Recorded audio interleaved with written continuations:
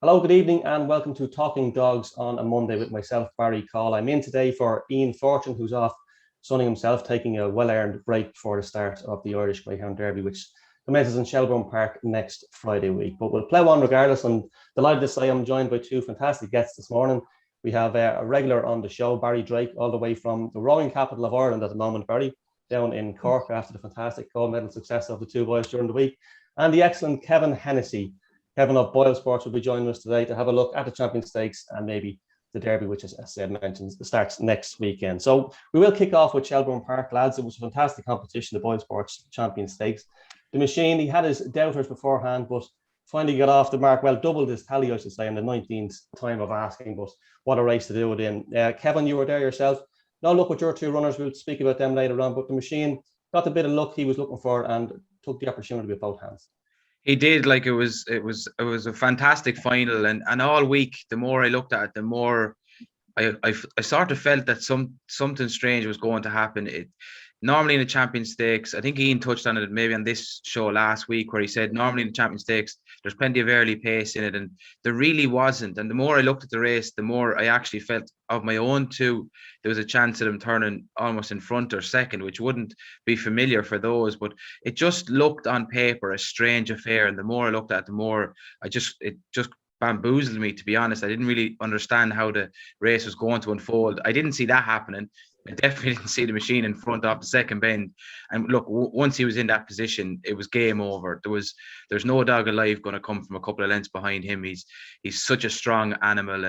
And then you see the videos and the pictures up on Twitter of Brendan and the lads at home in the house, and it was a fantastic win for them, richly deserved. He's been a great old dog for them. He ran really well in the Kirby, he ran well in the English Puppy Derby, he ran well in the English Derby. So like, I know he only had one win to his name, but that doesn't tell the true story of this greyhound. And he's similar to Beach Avenue. You're always in with a chance with him because he never gives up. He'll always put his head down and come hard at it. And look, the breaks went his way on Saturday night. He got the bit of luck that was required, and he went away and won as he liked.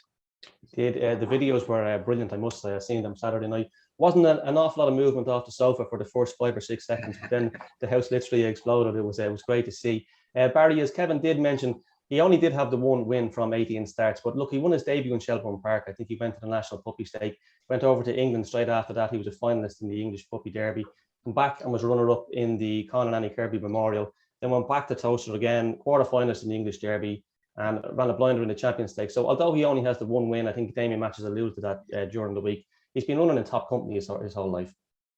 He sure has. Running, it's always to be difficult. I look around to make worked out well for him on Saturday night in that dream run around the open corners, and the rain was on the water. Yeah, it really was. And thinking with his run style, look, there's no doubt about it, he lacks a bit of early pace, but with his run style, he's sure to go a long way in the Derby, because he might be just sitting off them at the first bend, Kevin, and it'll give him plenty of room to pick his way through and definitely progress at least 4 or 5 rounds. I think he's a certainty to make the semi-final with his run style. Yeah, look, they always are those type of dogs. We've had plenty of them down through the years who you wouldn't put them at the top of the betting, and it wouldn't be the eye-catching, go through the Derby unbeaten sorts of dogs, but they do keep qualifying. They do pick up thirds, because like in every greyhound race, really one dog will lead. And if you have a race where there's 2, 3, 4 early pacers in the race, the ones that don't lead are vulnerable. And they're vulnerable to these stayers. So yeah, absolutely, I could see him going a couple of rounds and having great fun. Yeah, definitely. He's definitely one to watch.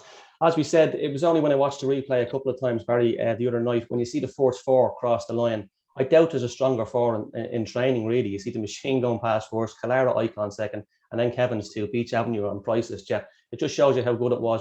But those 4 would come from behind most dogs in the country. Yeah, without doubt, we have so many strong greyhounds in it. We weren't exactly going to lead at the opening corner, but as you said, it's a win for the Matthews family. We all see them great videos all over social media over the course of the weekend, and they'll be excited now about the upcoming BoyleSports Irish Greyhound Derby, because he came in for plenty of support across the pond, and I'm sure he's going to be a popular selection for many of the punters all over the country, especially when he's going to be so hard to knock out of the competition. Yeah, he really is, and I'm sure they'll settle for another 6 defeats if he's in the money, and then get a bit of luck in the final later on down the line. Look, of the rest of the runners, lads, Clara Icon, I can't believe that's only his third race back since I think it's March. He's had a fantastic career. Obviously, he was an Irish Greyhound Derby finalist last year. Just 3 runs back this year. He won on his comeback. Ran a blinder in winning the Champion Stakes semi-final last week. And again, he ran with credit, met with trouble like most of them in the final last week, Kevin. But he looks like he's going to be coming into the Derby a fresh dog. He certainly is. It was his trial in Dundalk that really caught my eye there before he even came back. I think he definitely broke 21 seconds. I think it was 2091 or 2090 he clocked for a sprint down there. Yeah, it was something incredible for him anyway, because last year during the Derby, he was off the pace and he was staying on very, very strongly. So when he clocked that trial, it really raised my eyebrows anyway. And I was intrigued to see how he'd perform in the Champion Stakes. He ran really, really well in the semi-final. He came out, the split obviously still over 4:57. I know it's under debate at the moment whether that was the right sectional or not, but either way, he was very, very good in the final as well. Didn't trap as well. Managed to turn second alongside Beach Avenue behind the machine. He was never going to pick up the machine. However, he stuck at the task gallantly, and definitely Robert has him in great form. You see Gary Hicks there on social media, really wearing his heart on his sleeve, showing the buzz and the atmosphere that he's experienced in this campaign with that dog from start to finish. So you'd look forward to seeing him go a couple of rounds in the Derby again, and who knows, he might even make the final again.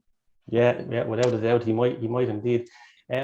Okay, so we're back out with Barry on a different connection. Hopefully the volume will be a little bit better this time. Barry, we were just talking about Deadly Destroyer.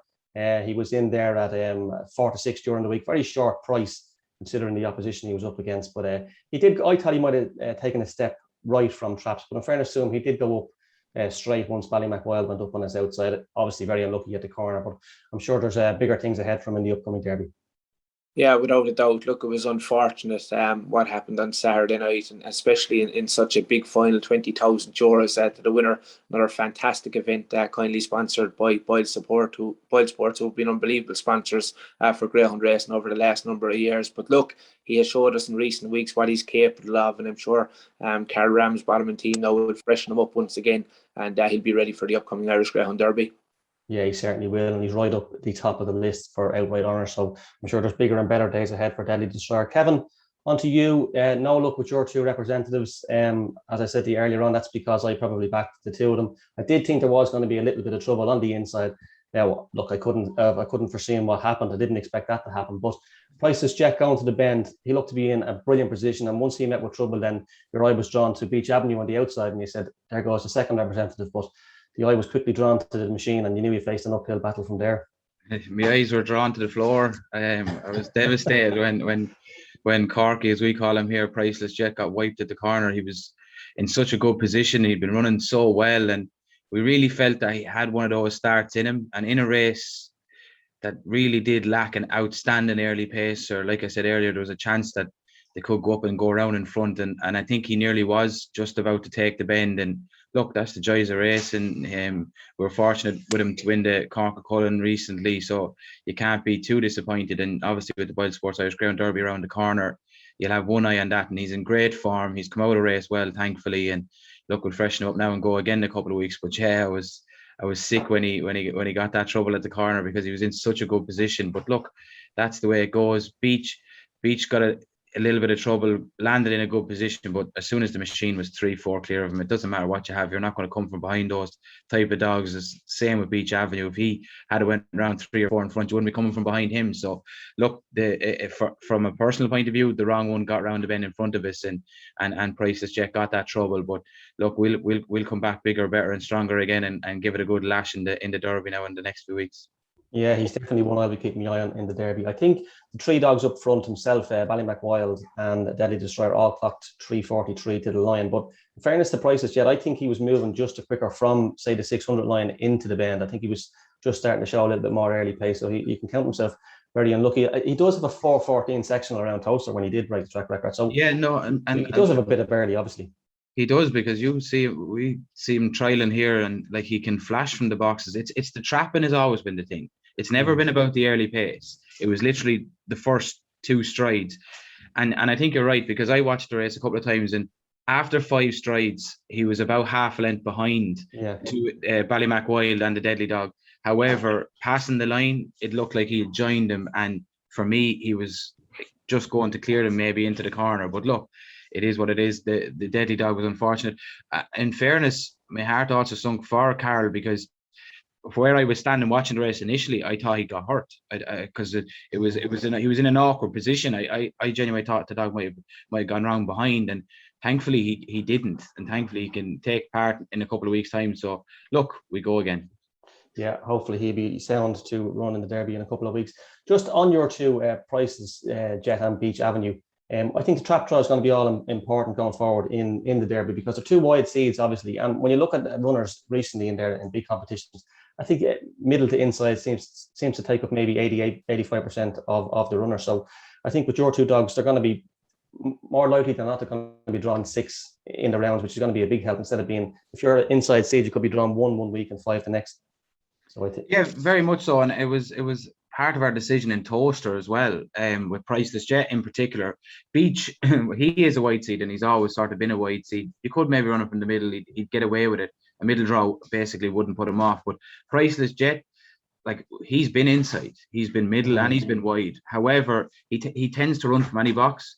But if you're an inside seed, and like you said, if you have just using their names, like a Dearjet Sydney drawn directly outside you, who's going to be mad for the rails, types like that, it can get messy. So if you can make it work from the outside, it tends to work in your favour, purely because of what you're saying.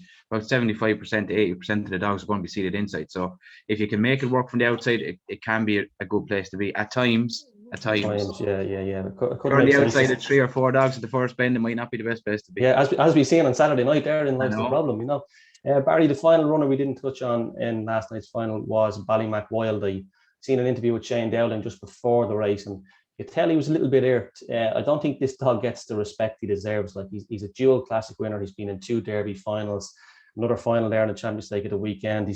He's edging up towards €50,000 in prize money. And look, we said Priceless Jet was unlucky, Deadly Destroyer was unlucky. He was equally as unlucky in the middle of them there. But hopefully he comes off sound, and again, he'd be another big player in the upcoming Derby.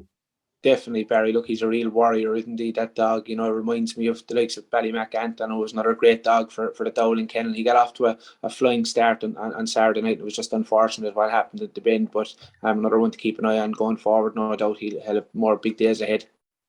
Definitely. And look, it's easy to make a case for all of those dogs with their running styles going a couple of rounds in the Derby. So we wish all connections all the best. Hopefully they all come off safe and sound, and I'll be looking forward to the draw next Monday afternoon, which we'll have here on the Talking Dogs podcast.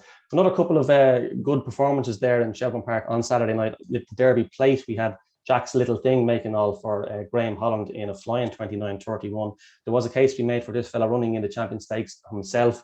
Kevin, 3:43 sectional again on Saturday night, along with the 3 dogs that led up in the Champion Stakes final, and clocking 29.31. He's another one that we've got to take seriously for the upcoming Derby. Absolutely. When he does things right, there's not many in training that can live with him. He's exceptionally talented. He starts, he's got great middle pace, and he stays the 550 strong as well. He really does rely on his early pace. However, when he gets out and he gets on the bunny, he's near unbeatable. He's very, very, very good. However, if things go wrong, like what we said earlier about many of the early pacers, those are the nights that you just want him to keep in the hat, stay in the first 3 if you're connected to him. Because when he does things right, he can win any race. Doesn't matter what the other 5 dogs are. Those things right, he can win. So he has that sort of X factor ability to win any race on any given night. However, the night that he misses the break is the night that you'd be concerned, just that with those early pacers, that when they get behind, will they keep qualifying? So, but yeah, he was awesome on Saturday night. He put to bed a very strong field with relative ease. The clock was there. Yeah, he's got all the right attributes, and I'm sure Connections really can't wait for the start of the Greyhound Derby now, because if he's in this similar form, he'll be a big player. He will. 3:43 sectional. To the eye, I thought he went up a little quicker than that, but they say the clock doesn't lie. I'm not so sure. I thought he might have been in the 3:30s. Barry, I presume you've seen this race as well yourself. Good few quid for Droopies, yes, before the off. Completely missed the break. In fairness, it was chalk and cheese from the way he came out the week before, but he showed good pace down the back straight. finishing third in the end. Not all lost with him. He's another one you got to keep an eye on. Definitely, yeah. Look, a very nice start, but it was all one-way traffic up front. It has to be said. Another most impressive performance. Great to hear the shouting and roaring when he was in full flight going down the back straight. I love to see that. People getting behind their dog, and makes it very entertaining for the people at the track. But look, he's a fabulous greyhound. He won the unrace below in Clonmel. Looked very smart down there. 28:40 run around Clonmel. Massive run. And, I think we forget how young this greyhound is. He's only in August. Puppy. So look, he's obviously at the very top of his game now, and exciting times ahead now for the Pillar Syndicate, who have been great supporters of greyhound racing. Yeah, great for them indeed. Amelius Luke finished well in second place for the Colvins. Now we spoke about amazing runs. Probably one of the best runs you'll see was in the fifth race. Paddy Fitzgerald's Two Amigos for Jamie McGee clocked 18:41. I think that's the second fastest time. It's the second fastest time actually in history. I was going back through the record books, and I went as far back as 20 years, and I said that's enough. And then I read an article Ian Fortune wrote, and he says that's the second fastest time ever. I think it's only Ardensul Jet has went quicker than him. Barry, the dog of Larry Dunn's, the name escapes. Not even. Well, the name escapes you at the minute. He also had 18:41 around Shelbourne Park. But Two Amigos was an awesome display against a good field, winning by 5 lengths in 18:41. Yeah, unbelievable. I think he posted about 18:43 below in Limerick. He's got a fantastic card. Great to see Jamie McGee was such a fast greyhound. Recently took over the licence, so doing extremely well. And this greyhound is awesome to watch. And that was another just sensational display on Saturday night. As you said, one of the fastest times ever for the distance in Shelbourne Park. Yeah, Kevin, he didn't have much luck down in Dundalk. He was down for the Bar 1 sprint. It wasn't trapping great down there, but he certainly made amends there on Saturday night. He sure did. He wasn't hanging around. Neither was Jamie, because I think he definitely had 2 winners on the card. He had a real nice pup that won early as well, out of Trap 1. He's one to keep an eye on. You can keep an eye on that dog. I really liked how he ran. Fierce, well-bred dog as well. I think he was a Droopy's Jet dog, but he's got plenty of early pace, and he starts and he stays well as well. So Jamie's building a nice kennel of dogs for himself. He does indeed. He's a couple of nice youngsters. That was Hawkfield Ozark. He is a January 2028 39. I was on a flying visit in Shelbourne Park there on Saturday night, and I let a roar out the window at him as I passed. I said, "Will you take a monkey for him?" So I won't tell you what he replied, but it was no anyway. Yeah. So on to another couple of races then. Mallows Marley. This fella deserves a serious mention now from me. He's still 66-1 for the Derby. He's won 7 from 19 starts. 29:43 after making all. He's won his last 3. Runs from trap 5, so again he could be seated wide. He could go well. That was a good run. Martin Lanny, Kevin, you're familiar enough with Martin. His dog won well the other night. Reassure. It's amazing when you think he was winning A5s in there at the start of this month, and showed good early pace for David Buckley, winning the Derby Trial in there in 29:87. He could go a round or two, couldn't he, with that early pace? He definitely can, because he's improving all the time. He was the dog that done the fancy run the night the Shelbourne had the bad weather. The track was so slow, and I can't remember exactly what clock he did, but he was like 30-40 spots faster than anything else on the card. And he's a real nice dog, and Martin has him singing at the moment. He beat us as well. We finished second, so he's the bragging rights on us at the moment. So we'll have to try and put that right over the next couple of weeks, but it'll be good crack building up to the Derby. But he's a real nice dog. He's going the right way. Martin is getting a great tune out of him. He's improving all the time. Yeah, you're right. At the start of his career, he didn't look to be anything special, but every run since he's really just going from strength to strength, and he's only a lightly raced prospect. So I'd imagine that 29:87 clock that he did on Saturday night, I'd imagine he could take some significant scalps off that still, with a bit more experience under his belt. Yeah, JT Wexford for yourself ran well in second without being spectacular. Probably more to come from him, you'd be hoping. Yeah, we're getting there slowly but surely. He's been a little bit frustrating since Enniscorthy, and things just haven't gone right. Toaster, he just wasn't trapping in Toaster, and then when he came back from Toaster, he wouldn't trap here. So we're just working and building up his confidence again, and the last 2 weeks have been significant steps forward to what we were seeing. So look, we're hoping to get back to the dog we feel we have. He's still a little bit off that, but hopefully over time we'll build him back up and get back there. I get the impression by listening to you here today and listening to you on Saturday night in your interview, I think you may think there's more in this dog than we've seen so far. So hopefully that works out for you. The rest of the Shelbourne Park card, Razzle Dazzle Peaky again wins. What a dog he is. A 62nd race in there. Ultra reliable dog. must be a pleasure to own. Francie Murray had a good winner in Rannoch Moor. He also won in 28:39. Really impressive there. So that really wraps up Shelbourne Park. We might touch on the Derby later on before we wrap up here. Barry, down to Curraheen Park, the Shelley Fennelly Open Bitch the final was run there on Saturday night. Billy's Diva, she was sort of in danger of becoming the Jimmy White of the Greyhound world. Really, she'd got to so many finals without winning one.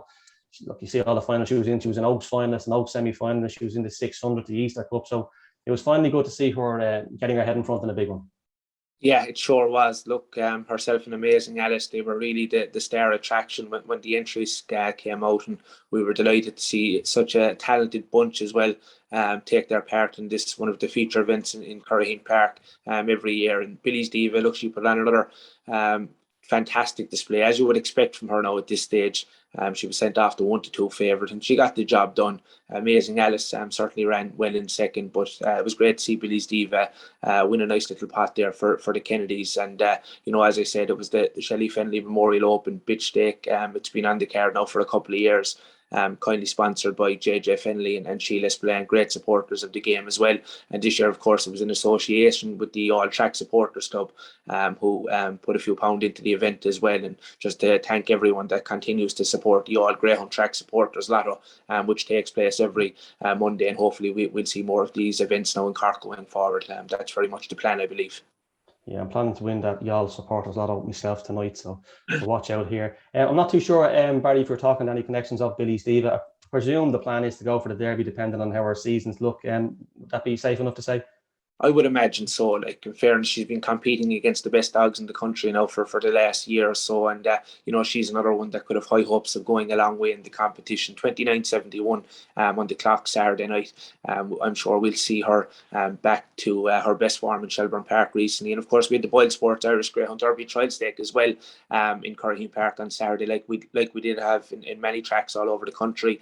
And it was won by Jerry O'Brien and the David Harrington train, Ballyboy Demi, who's been in tremendous form in recent times, making it 4 straight wins there in 29.82. A lovely front-running performance from the big early pacer, who recently clocked 17.40 in a sprint around Curraheen Park. So he's another very talented greyhound, and great to see him maintain his great recent form on Saturday night again. Just another dog, great recent form down your way, Barry, Dramana Bucco. We've seen him up in Shelbourne Park 28.07 recently. He's very lightly raced. I presume he's going to go for the Derby, but I was talking to Ian Fortune on Saturday night. Ian's of the opinion that this fella, he might need a race around there. The problem with that, I see, is if you approach Mick Dempsey and ask him for a race in Shelbourne Park next Saturday night, you're going to be in an AA Open. You're going to be in against the likes of the No-All Nicks and the Razzle Dazzle Peakies and the lads that are there on Standard Bearer. And there could be an argument made for maybe waiting for the Derby first round draw, because you're more likely to have an easier heat in the first round of a Derby than you are an open race in Shelbourne on Saturday night. What would your opinion be? Would you give him a trial, or would you like to have a race beforehand? Yeah, I kind of said that to Dean last week. What was he thinking? And he said that he'd go to race, and I'd be under the same impression as you. I was hoping he might just rock up at the Derby in the first round, because if it was a favourable draw, it could be a pretty straightforward assignment. But look, we'll have to wait and see. We'll be watching the cards closely when they come out there on Tuesday and Wednesday. But look, he's such an exciting greyhound.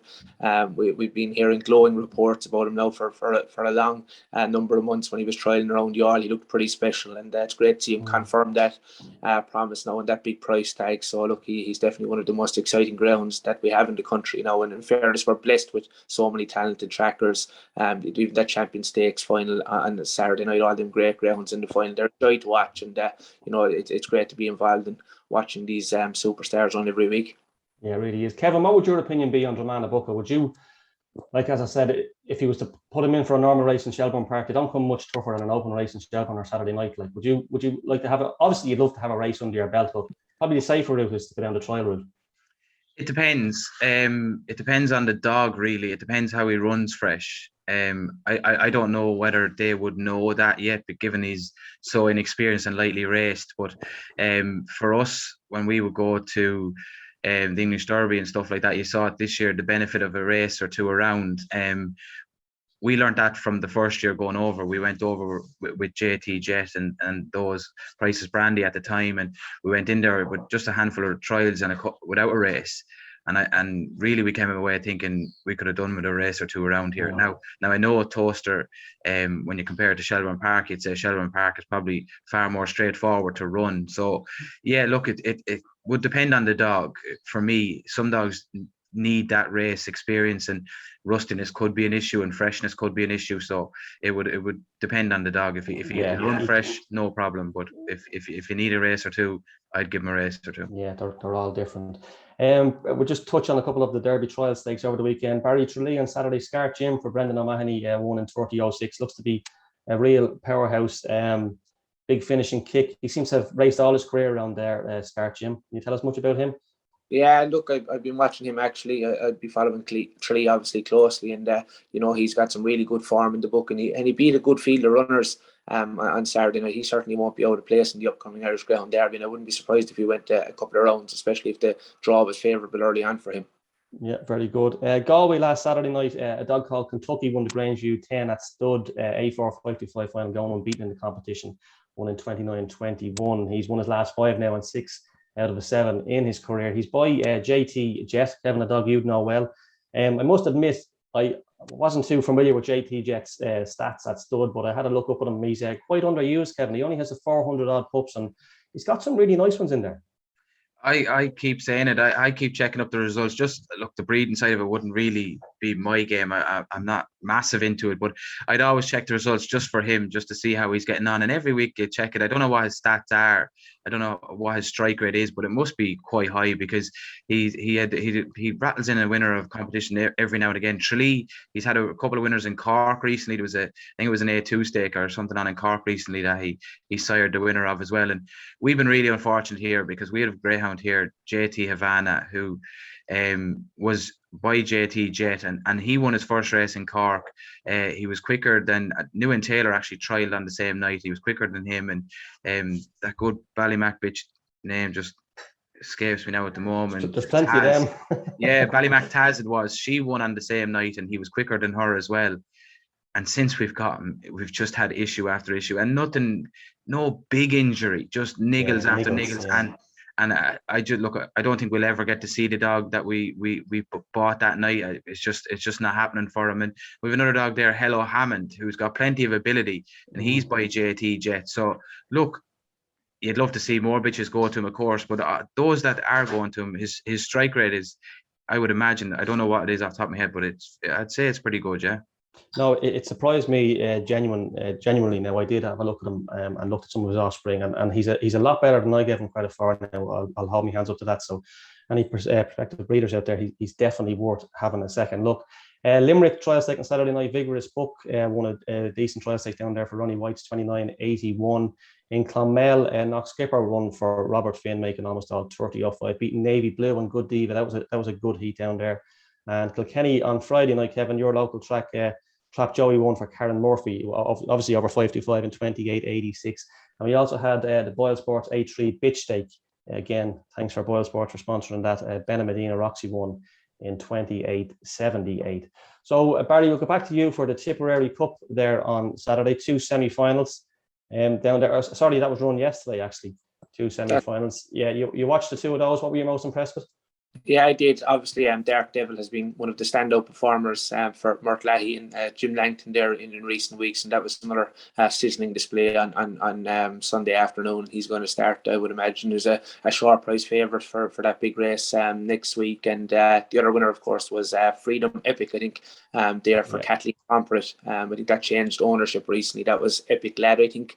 And he put on a great display as well to win. So look, 2 fantastic semi-finals, and what is always the feature of the year below in Thurles. And I'm very much looking forward to that final next week. Just going back as well over the course of the weekend, I thought there was one greyhound of note below in Waterford, unlucky not to win a final down there. Rushmore Pat, November puppy, found plenty of trouble there in the Greyhound Extreme and Grange Road Gallop 5 to a 5-yard final. I think he's a greyhound with a bright future. The event was won by Melody Steele for Declan Byrne and Patrick Collins there, making all the running, but certainly want to keep an eye on going forward there. Yeah, Rushmore Pat, just see his race Collins balked at the first and balked at the third, only beaten 3.5 lengths. So you heard it here first. Barry Drake's put him in your tracker. Rushmore Pat the next time he runs. We will take a trip now to Dundalk. We got the quarterfinals of the Bar 1 Sprint Cup down there on Saturday night. Always a fantastic competition.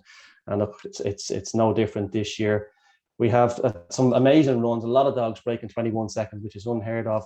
First seat down there was Corback Prince, Law Hill Blake dog winning in 2088. It's really unheard of, these sort of runs for Robert Leeson. We mentioned Robert already. His kennels are in fine form.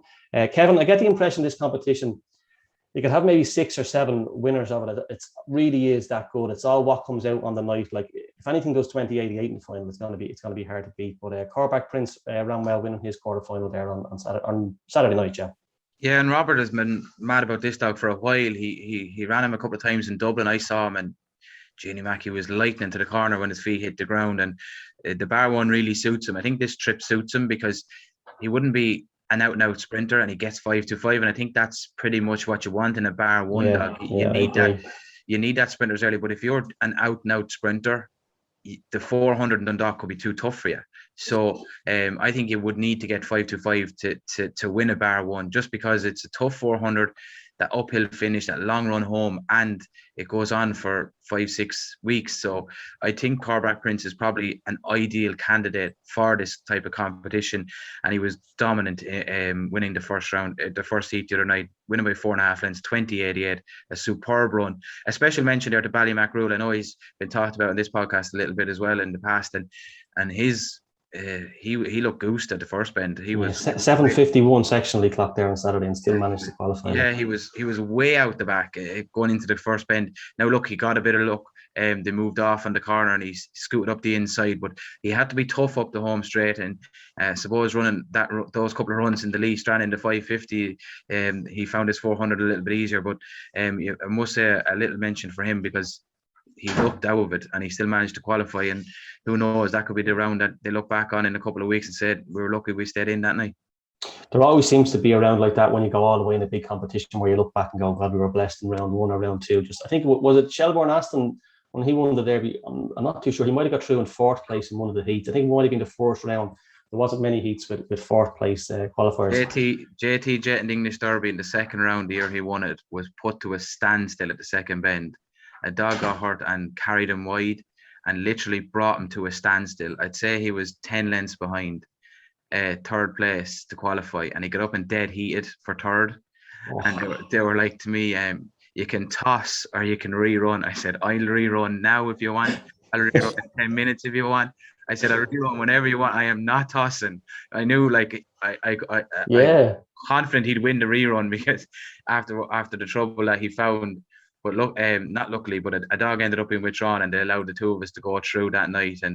And it was, I remember Mam ringing me. She could barely talk after the race, and I was like, look, they threw everything they could throw at us tonight to try to get him out, and they couldn't. So I might look back at this round and say that was what won it, and luckily it was. There you go. Like it does happen like that. You know, it's that's the way your luck goes. Coolman Boss, he's yet to win a heat in it, but he qualified again. Like, talk about luck. Didn't Tom's the best winner Derby, and he never won a heat. So Coolman Boss is into the semi-finals. Barry, heat 2, Ella Supremo for Peter Cronin. Again, fast away, done his job. He's a pup going the right way. Yeah, lovely performance. Anytime you're breaking 21 seconds around Dundalk, you're certainly moving swiftly. And back-to-back wins now for this greyhound for Peter Cronin, and certainly with a chance. Yeah, Butsy's Bengal and Brody's Magic, the other qualifiers in that heat. Kevin, Brody's Magic, he's been the top sprinter around Ireland for the last 18 months, 2 years.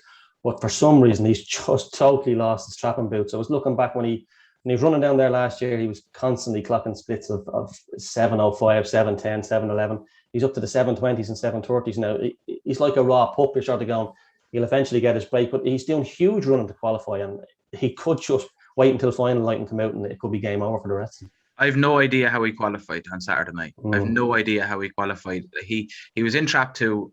I'd say he ends up coming up up the home straight on the wide. Lane 7, he was coming home. He's so wide.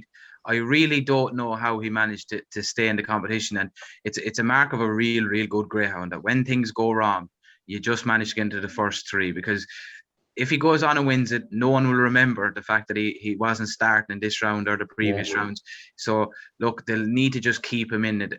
it would be a concern. I'm sure connections are concerned about why he's not starting, but it just goes to show they're not machines. You can't make them do it, and they are only animals at the end of the day. So look, if he gets his strapping boots back, because normally these dogs that dictate the pace, when things go wrong, they tend to go out. He's not at the moment. Yeah. And that's a great attribute. So I wouldn't give up hope just yet.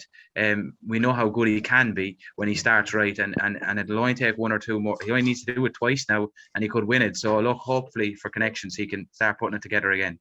Yeah, you certainly wouldn't be taking him on. You wouldn't be laying him because he's got a massive run. He got into all sorts of trouble there on Saturday night and still managed to qualify. We did mention Robert Gleeson's Corback Prince earlier on. Robert also took the Derby trial stake with Droopy's Wyatt, just getting up on the line to beat Matthew Pride in 29.87. On to the third of the quarterfinals. Good Cody winning this one, Barry, in 2090. I'd say connections are kicking themselves now that the Derby starts when it does. If it had been another week later, he looked like an ideal type to go for that. But winning in 2092, to me, at the weekend, he was visually the most impressive. Like he outpaced Ballymacark into the bend, and it was a serious performance. That's right. That's just what he does, isn't it? Like 2092, 2091, 2092, top class performances. 28-20 around Clonmel. That was an unbelievable performance as well. Back in the Produce Stakes. But look, I'm sure it was a tough decision to come here, but I'm sure they've done the right decision for the dog. And if he can go on and win this, it'll certainly be the right decision then. I remember Paul Noon Chief years and years ago. I think the Puppy Derby used to be run the same time as the Derby, and I think he ran in the semi-final of a Puppy Derby on a Friday and then the first round of the Derby on a Saturday. I think he went on to win that Puppy Derby, Paul Noon Chief. Kevin, Good Cody, we've seen Ballymacark run around Shelbourne Park in the Oaks recently. She's a bitch with serious early pace. He'd probably come out a neck behind her and let her a length into the bend. He's at serious gears. He is. He's a revelation. I didn't have him down as such an early pacer. Yeah, I'm the same, yeah.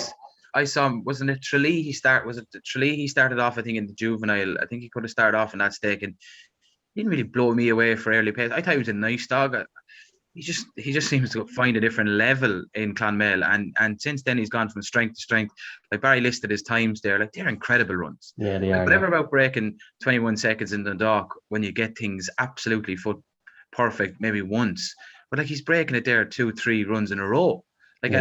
Like you don't do that. So yeah, he's absolutely flying. I mentioned for a dog that I really like is a young dog there, and he qualified in third, is Curraheen Jet. I saw this lad do a run in Limerick, one of the rounds I was down there for the Golden Muzzle, and he ran on the undercard in a sprint. I think he only had about 2 or 3 races at a time, and I said to myself, Jesus, he's a monster of a sprinter. Like, I don't know whether he'll ever get the 5.25, whether we'll ever see him over 4 bends. I don't know whether he'd stay it, but I tell you now, he's only a very, very young dog, and he's a bright future at this sprinting game. I wouldn't be a big sprinter man myself, but I enjoy them when the big ones when they come around. But if I was in the market looking for a sprinter, he's a one to really look forward to going forward. Yeah, I had him down to mention him actually. Wayne Morris, he tracked really well for such a young dog. He tracked brilliant around the first couple of bends. It's hard to listen to you saying you're not a sprinter, man, when you had one of the best sprinters around in 4:45. I'd say you were still in your nappies when or you probably weren't even on the planet when 4:45 was running. I was around alright. I was about 7 or 8, I'd say. I remember she ran down in Shelbourne Park there was no such things as A1s, A2s. It was confined 29.40 or 29.50 stake in Shelbourne Park one night, and I thought she was a certainty. She just didn't get the 5.25 at all, did she? But she had a huge record. I think she might have won 10, 11 in a row at one stage. She was a brilliant bitch 4:45. On to the final heat. Blue Corner won this for Tom and Oliver Shields. Another youngster, Barry, going the right way. He's only 7 starts on his card. He's won 3, and he's already into the final of a Bar 1 semi-final. Yeah, that's right. And this was another great performance. Came out running 21.15, lightly raced sort. Obviously more to come. Young greyhound, so I'm sure they got a great kick out of that. The Shields winning that one, and just going back as well. Maybe I finished second in the previous heat there for trainer Peter Crone. He's doubly represented final, so a nice prospect there again. Yeah, he's done nothing wrong. He's definitely gone the right way for Peter Cronin. Kevin, Agent Stanley. I don't think I've ever seen a dog come out as quick as I seen him last week. 7:02 sectional. He was a full 5 lengths slower to the bend this week. That shows you how quick he came away last week. 7:02 to 7:37. If he can do 7:02 again in the semi-final or the final, he's going to take all the beating. Like as are all the runners. We've said it's such a close competition, but whatever does break on the night could take it. But 7:02 one week to 7:35 the next week is something different. I think if there was an award for Dog of the Year and it was left up to the complete public, I think Agent Stanley been the running, even though he hasn't won a competition yet. Yeah. But like the following this dog has, he's given Skippy, Mary, and the owners and everyone with them such fun this year. I saw him running in Shelbourne before the Kirby, and I got on to Skippy. I said, that dog's made for Limerick. It was starting the week later. He didn't even have time to do it. I said, I said, he's literally made for the Kirby. And he ended up down there, made the final. Then he went to Clonmel.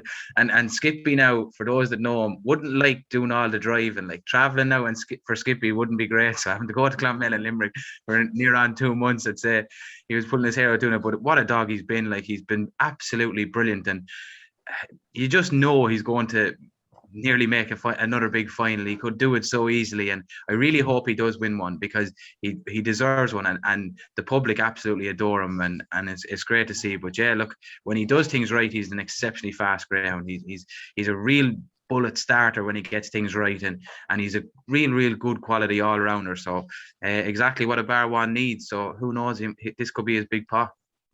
Yeah, it's amazing to see a dog as consistent as him at traps.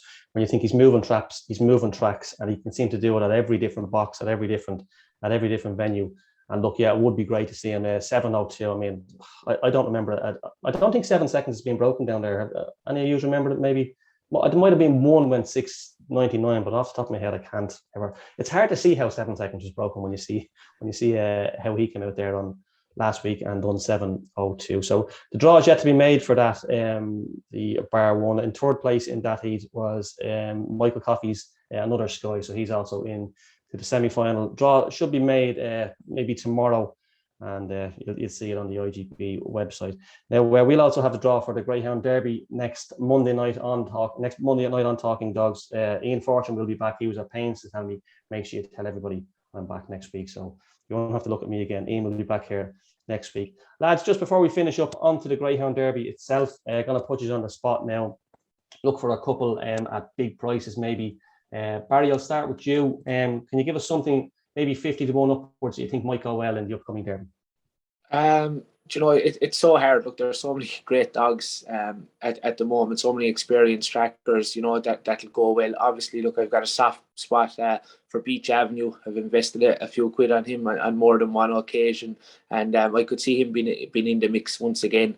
You know, I'm not sure what price he is now. I don't think the prices are available. I'm sure they'll be put back up online probably tomorrow after the weekend's proceedings. But look, I have a bit of a soft spot for him, and I love to see him in action. Dramana Bocco has been probably well found now in the market. It has to be said, he's plenty short enough, but I think we're waiting for a new young star to come along, and I think this greyhound certainly fits the bill, and I just can't wait to see him back in action. Yeah, you could be right.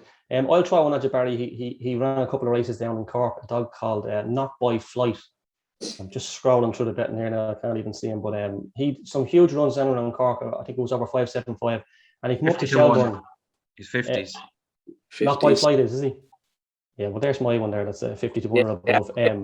Picked up a small bit of a niggle after the race that Zoom won, but recently. But I think he's okay now, and you know, he's trained by the McLean family, who are regulars at the All Track, and I know they think the world of him, owned by the O'Hurley family in Cork. They're getting a great kick out of his winning runs there in recent times, and you know, that's what it's all about. And he's certainly going to have high hopes, and hopefully he can be involved in the business end of the competition. I think he won the unraced stake below in Thurles there last year, so very talented greyhound, no doubt. Yeah, I'd throw him up. I thought Mallows Marley was quite impressive at the weekend as well. He done nothing wrong. Held Pierno all the way. Pierno's been a classy dog over 600, so I think he was returning after a layoff that Mallows Marley. I see Susie Sapphire trialled at the weekend, 28.43 in Shelbourne on a slow track. Look, you associate Susie Sapphire with early pace, Kevin, but look, any of the races she won, especially the Oaks, if it was over 5.75, she would have won it. She was that far ahead, and they weren't catching her. So I think it's not a derby that's loaded with early pace. Okay, you have the few up the top explosive boy, but as we've seen the weekend, the Champion Stakes, Susie Sapphire would blow most of them away to halfway. So I think she could be a bitch that would go well. Kevin, give us your thoughts on something at maybe a bigger price we could be looking out for. Yeah, I'm a dog. I really like the dog. He's fully exposed, so there's no hidden information that I'd have here, but he's 66-1, and it'd be Catch Me Flying for Thomas Buggy. He big trial the weekend. Yeah, and he run well. I really liked him in Waterford during the Masters or the Guineas down in Waterford, the competition against Dearjet Sydney and the likes of him. He was unlucky down there. The Skywalker Barry, I think, ended up winning this day, but he ran as good as any of them in that competition. Now he as starting off as a pup, I thought he was all early pace, but he's actually become more well-rounded since then. And look, he's all out there. His card is there for everyone to see. There's nothing that's going to surprise you too much with him. But at 66-1, I think that dog is running as well now as he ever ran. And he made the latter stages of the Derby as a very young dog. And I think he's more mature now. I think he's more put together now. So, and Thomas Buggy, for a small kennel of dogs that he has, you look back on over the years, get to quarter-final time, semi-final time, and even finals, Thomas has had runners there. So, did he have Early Son? Was Early Son his? He would have been his dad's. Larry would have been training him at the time, but Thomas now can't think of the dogs now. It was Kilgraney, something, a white and black dog that made the final a couple of years back. Was it? Or Patsy? It could have been one of them, but he's well able to do a dog, and he's a dog that I've liked for a long, long time, and it wouldn't surprise me to see him go a couple of rounds. And at 66-1, I think he's plenty of each way value. Right, you heard it there. So Barry's given us one to keep an eye on down in Waterford. Kevin's given us the winner of the Derby. But it was an eye-catching run. I was just looking back at the trial results from Shelbourne Park there on Saturday night, and that 29:47 definitely did stand up. Like, we know these trials are done at maybe 5:30 in the evening, so the track can actually be different, and it can be come race time. Ballymacbeanie, I think it was, done 19:03 for a sprint. So, and there was a couple of other dogs that trialed that night that were in around 28:60 dogs, only done 29:10. So if he's doing 29:47 on that track, it could be a huge run. So look, we have the Derby to look forward to. As I say, the draw will be here next Monday, where the lads will be discussing it. Ian Fortune will be back in the hot seat. I'd just like to say thank you very much to Kevin Hennessy. Kevin, thanks a million for joining us. Barry, as always, thanks very much to you. There's one other thing there, Barry, before sorry. Something that was brought to my attention. I actually wasn't in Curraheen Park at the weekend, but there was a trial in Curraheen Park, Graham, called Ballydoyle Sonic. I believe he's up in Greyhound Derby actually for sale now. He's owned by P.O. Barry. He is an April puppy, a son of Sonic and Ballydoyle Mora, and he flew around the Curraheen Park circuit in 28:34. An unbelievable performance. He did line up at the recent sales at Curraheen Park. He done 29:11 on that occasion. I think he was making 5,000 or 6,000. He wasn't sold, but 28:34 from the April son of Sonic. That's a flying performance. Will they take the 5,000 for him now, or? I think we missed the boat. About 5 times that, I think. Okay, listen, lads, it's been great. Thank you very much for joining me. Thank you for listening. And see, can we get the viewership up so we can slag Ian Fortune and say this was the biggest viewed podcast. Ian will be back next week. Thanks very much for your time. Thanks for joining us. All the best.